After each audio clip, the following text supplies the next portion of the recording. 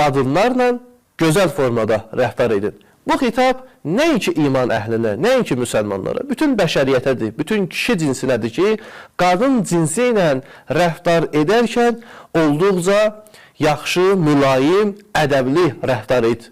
Bu ümumi göstərişdir. Lakin burada möminlərə, müsəlmanlara xüsusi olaraq vurğulanır ki, qadınlarla rəftarda ən gözəl formada davranın.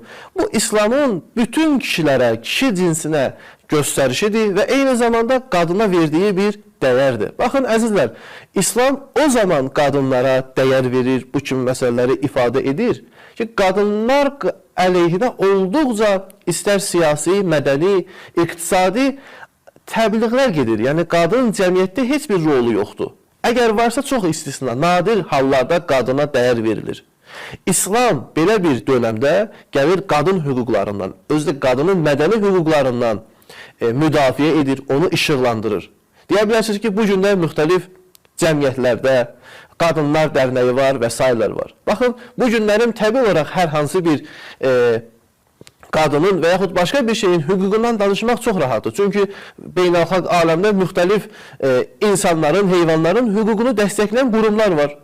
Amma elə bir zamanda bizim dinimiz, məxsusən Həzrəti Məhəmməd Peyğəmbər, Allahın ona və ailəsinə salam və salavatı olsun, elə bir zamanda qadın dəyərlərdən danışırlar ki, qadına qarşı mənfi təbliğlər gedib. Belə bir zamanda bizim dinimiz qadına dəyər verib.